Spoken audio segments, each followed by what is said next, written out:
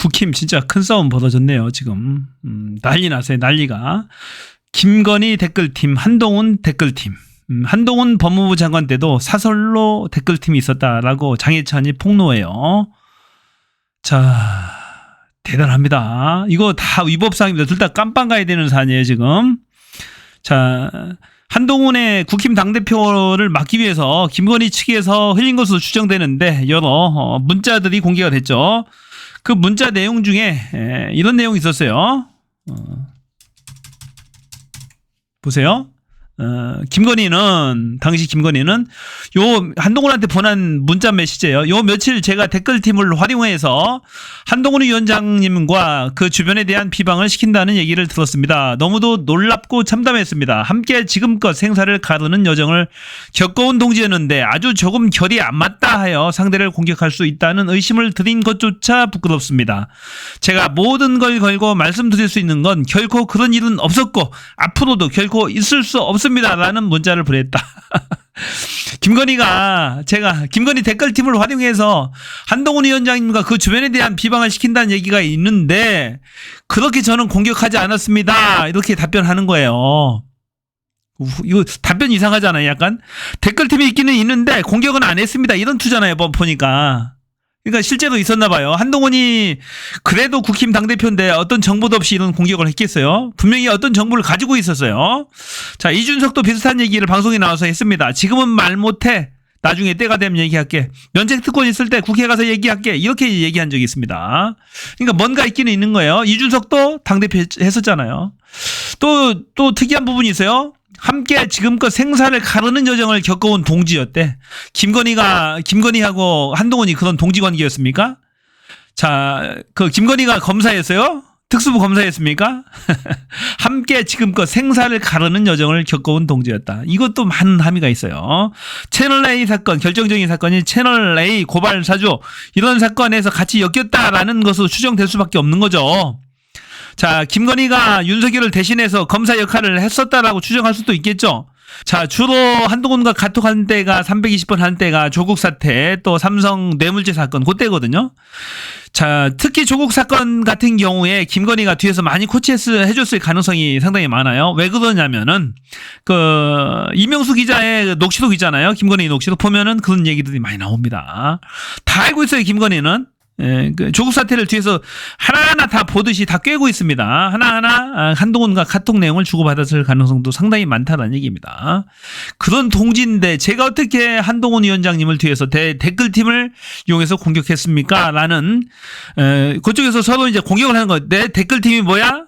이런 이제 의문들을 자꾸 하잖아요. 언론사라든지 한동훈 측에서 자꾸 흘립니다.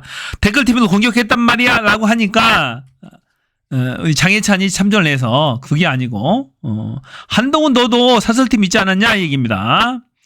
자, 한 후보 측의 법적 대응은 얼마든지 내가 상대해 줄 수 있어 라고 얘기하는 겁니다. 참 그래요 보니까. 자, 당시 한동훈은 온라인상 비판 댓글이나 비판에 굉장히 민감하게 반응했다. 이것은 자연적인 것이 아니라 윤리적인 댓글팀이 있는 것 아니냐는 의혹을 제기했던 것으로 안다. 그러고 자, 한 후보가 왜 이런 댓글팀이 있다는 오해를 할까라고 생각해 보니까 법무부 장관 할 때부터 여론 관리를 해주는 우호적인 온라인 여론을 조성하는 팀이 별도로 있었기 때문이다라고 지적했다. 자, 댓글팀이 밖에 있었다. 법무부 장관 할 때 있었다라는 얘기 밖에 있었고 보고까지 했다고 합니다. 여론 관리해주고 들리는 소문에 의하면 정기적인 보고까지 했다라고 합니다. 이 댓글팀은 단순한 댓글팀이 아니고 어떤 댓글뿐만이 아니고 어떤 글까지 써가지고 SNS에 올리고 그런 조직적으로 관리하는 그런 팀이었다라고 그럽니다. 그런 소문이 돌아요 보니까 정말로. 자, 그러고도 남죠. 한동훈도 보면 하는 거 봐서는 평소에 이미지 메이킹 하는 거 봐서는 그러고도 남을 것 같아요 보니까.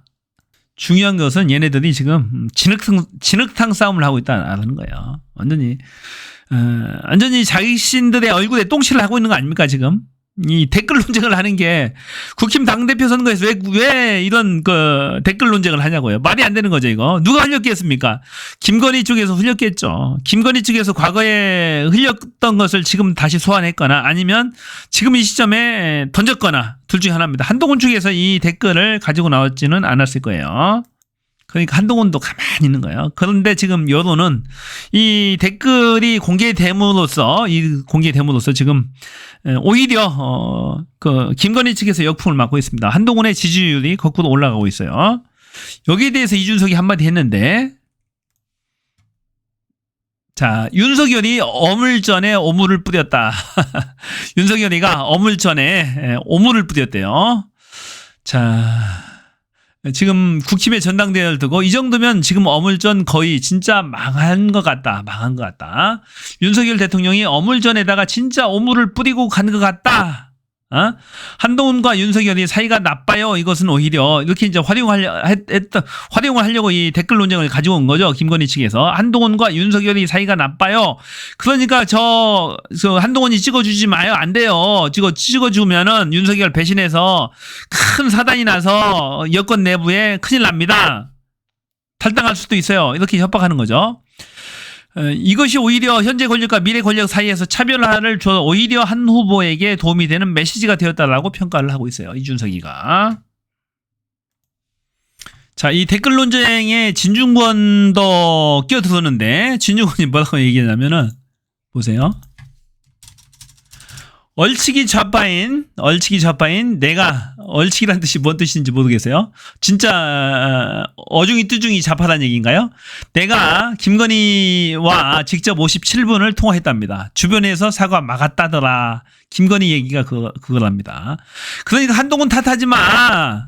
김건희 십상시들 주변 참모들이 다 막았잖아. 내가 어떻게 알아? 57분 동안 김건희가 나한테 전화해왔어. 김건희도 대단하잖아요. 자, 정치평론하는 이 진중권한테 전화를 해서 57분을 통화했다라는 거예요. 말이 안 되는 거잖아요, 이게. 참. 정치에 직접적으로 관여하고 여론 형성에 관여를 해왔었다라는 얘기예요. 이거 진짜 큰일입니다. 김건희가 57분 통화했다. 주변에서 사과 막았다더라. 내가 직접 확인했다. 고 하니 원희룡, 이철규에 이어 댓글 부대들이 문제의 문자를 흘린 게 한동훈 측이라고 같지도 않은 거짓말을 퍼뜨리고 다니나 보다며 원희룡과 이철규는 지금 한동훈 측에서 이 문자 퍼뜨렸다고 지금 헛소문 내고 다니나 봐요. 또 직접 확인했다. 누가? 이 진중권이가 한 것은 사건 당사자인 김건희 여사에게서 직접 들었다는 말이다. 지난 총선 직후에 김건희로부터 조언을 구하는 연락이 왔다. 그는 기록을 보니 57분 통화한 것으로 되어 있다. 지금 친윤 측에서 주장하는 내용은 당시 내가 김건희 여사께 직접 들은 것과는 180도 다르다. 너희들 다 거짓말이야. 이철규, 원희룡 다 거짓말하지 마. 너희들 김건희 주변 사람들이 당시 사과 막았잖아. 얘기해요. 자, 김건희가 당시만 해도 대국민 사과를 거부한 책임은 전적으로 자신에게 있으며 그릇된 결정은 주변 사람들의 강권에 따른 것이라고 말했다라는 거예요. 진중권이한테. 지금 친윤 측은 사과를 못한 게 한동훈 때문이라고 거짓말한다. 어이가 없다라는 얘기예요. 진중권이 말이 맞겠지 이건. 자, 진중권이 말하는 거 제가 거의 안 믿는데 이건 믿어요. 김건희하고 57분 동안 통화했다 하잖아요. 자, 기가 막힌 일이죠. 이게 논쟁거리입니까 지금? 자, 검찰에 조사받으러 갈 생각이나 하세요. 자, 댓글팀 운영해가지고 네가 맞냐 내가 맞냐 싸운다는 게 말이 됩니까 지금? 한동훈 사설 댓글팀 김건희 댓글팀 만들어가지고 싸우는 게 말이 되냐고요 지금? 다 깜빡 가야 되는 거죠. 자, 곽상원 원내 부대표직 사퇴. 검사 탄핵에 기권했어요. 박상용 검사에 대한 탄핵에 기권을 했습니다. 자, 당론은 이미 정해졌어요. 찬성이었어요. 그런데 원내 부대표로서 기권을 해버린 거야. 왜 기권했냐? 지가 페이스북에 공개를 했어요. 증거가 부족했다, 증거가. 말이 되는 얘기예요. 자, 박상용 검사 탄핵과 관련해서는 민주당 최고위원회에서 수십 차례 계속 논평을 했었어요. 수많은 언론 보도들도 있었고요. 정말로 심각하잖아요, 이거. 안기부 국정원의 문건을 믿지 않고, 쌍방 김성태 회장을 믿어가지고 판사가 그때도 판결하는 거잖아요. 말이 안 되는 거죠. 특히나 이 건은 이재명 대표를 잡기 위한 기획수사잖아요, 지금. 말이 안 되는 겁니다. 그래서, 지금 노무현 대통령의 묘소에 가서 엎드려가지고 참배를 하고 있어요. 땅을 치고 후회하고 있습니다. 늦었어요. 자, 유권자들이 싸늘하게 돌아섰습니다. 당에서도 주의 조치를 주었고 스스로 원내 부대표를 사퇴했습니다. 노무현 대통령이 왜 죽었습니까? 왜 돌아가셨습니까? 이 검찰 독재, 이 검사들에 의해서 사망하신 겁니다. 사실상의 살인행위나 마찬가지였어요. 각종 뒤로 모욕을 줬어요. 뒤로 악소문들을 퍼뜨리고 모욕을 주고 전직 대통령을 그렇게 해서 죽도록 요도를 했던 거죠. 어떻게 보면은 악소문들을 퍼뜨려가지고 있지도 않은 헛소문들을 퍼뜨려가지고 죽인 겁니다. 자, 그런 노무현 대통령 앞에서 본인이 검사 탄핵을 기권을 했습니다. 그래서 지지자들이 아주 제대로 한번 혼을 내준 겁니다. 네 실력으로 네가 국회의원 된 줄 아느냐? 노무현 사위단 백 하나로 공천받아서 됐는데 하는 짓거리가 그렇다라는 얘기입니다. 자, 이재명 대표 후광으로 된 겁니다. 이재명 대표 후광으로 된 거예요. 이재명 대표 다 보고 지지자들이 찍어준 겁니다. 똑바로 하시기 바랍니다.